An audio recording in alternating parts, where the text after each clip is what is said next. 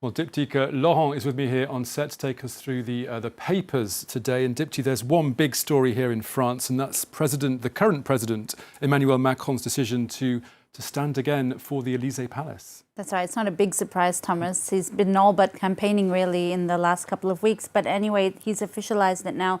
Emmanuel Macron, season 2, that's what the Midi Libre says on its front page. That's a French regional paper. And the reason that the regional papers have picked up on this is because the president actually published a letter in the regional press this Friday announcing his re-election. That letter also reprinted by Le Parisien today. In that letter, Macron speaks of a whole host of things, his economic record in nearly 5 years as the president. He vows to fight against inequality and promises greater research for renewable technologies. He also concedes that the Russian invasion has sort of overshadowed next month's presidential elections here in France and that he's not able to campaign the way he would have liked to have. But for the New York Times, the war may actually help Macron's chances. Well, as the Times explains, the war has sort of humiliated Emmanuel Macron's rivals, both on the far right, like Marine Le Pen and Éric Zemmour, but also on the far left, like Jean-Luc Mélenchon, all of whom professed their sympathies with Russia in the past. Macron has sort of positioned himself as a crucial go-to guy between Europe and Russia, holding several thus far futile talks with Vladimir Putin. But for the New York Times, even if those talks have failed to prevent the war in Ukraine, he's being praised for at least having tried, more than being criticized for having failed. If anything, it's added to his stature, the New York Times says, and the French president is banking on this, hoping that French voters don't want to change horses during this conflict in Ukraine. Speaking of Ukraine, you found some really striking front pages today. Well, look at the British magazine, The Economist's cover this week, Thomas. There's actually no headline. It's just a picture of the Ukrainian colors really seeping blood there. It's a really evocative cover that sums up the violence and bloodshed in 9 days of war. And as proof of what we've been saying today, that the papers aren't really focusing on Emmanuel Macron's re-election bid, Libération, the left-wing paper, is going with a headline on Ukraine in Ukrainian. Freedom, it says on its front page. It's actually invited a Ukrainian media outlet, NV, to give insight on how they're reporting on the war from Ukraine.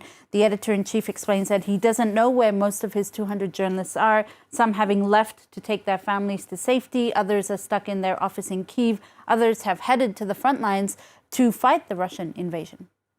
Now, India, meanwhile, is facing pressure to condemn Russia's invasion of Ukraine, and it's also abstained from doing so far. Well, for one glaring reason, foreign policy explains that India has not condemned the invasion because it depends on Russian weapons and is concerned that an anti-Russian vote could push Moscow closer to Beijing, its troubled enemy across the border. So the writer warns that if India wants to emerge as a sort of responsible emergent power, at least in the eyes of the West, it needs to, quote, muster the fortitude to take a stand. This is the moment now. That's really the impression we're getting from the papers. The editors at the Times of India today say times have changed. India needs to accept the reality that Russia and China are now in the same camp for the foreseeable future.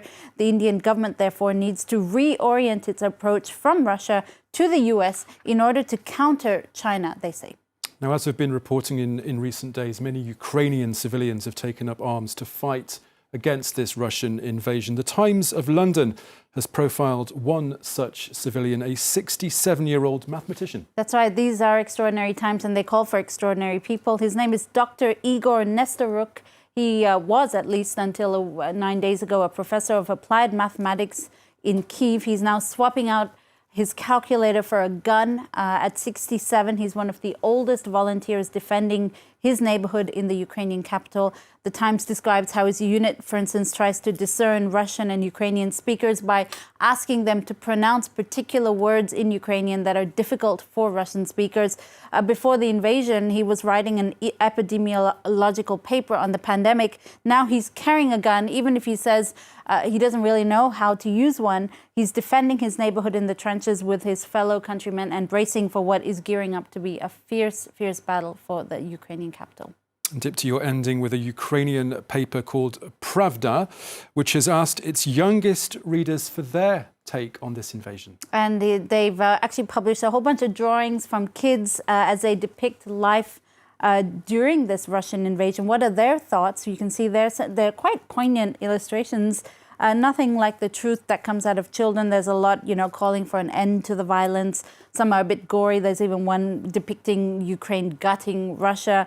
There are some more comical ones too, like one from a 6-year-old with a lot of imagination. That's of a Russian tank that's actually spewing poop. There you go. Okay, Tiptika Lauren with the press review. Thank you very much. We're taking a quick break here on France 24, but our coverage of the hostilities in Ukraine and the global reaction to them resumes for you in just a few minutes' time. Do stay with us if you can. Live from Paris continues.